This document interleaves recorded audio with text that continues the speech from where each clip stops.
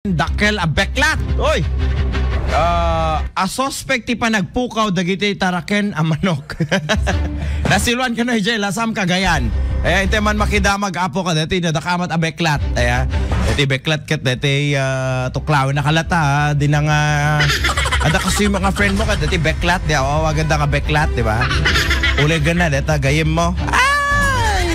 Ang sakit naman. Ay teman makidamag kini Idol Dennis dati biklat apo nga ng kaan kadagiti manok ijay lasam Cagayan. IFM News Regional. Idol Dennis, go! At last, natiliwan ti suspect, iti panagbuka, dagiti taraken, wano kubo ka manok, iti lasam Cagayan. Babayan, iti panangpakat, iti lambat, wano pagsino, dati akin manok, ket napuruan, dati beklat na, umabot 5 meters, ken 9.5 kilos, iti kadagsan na, idol na pornada.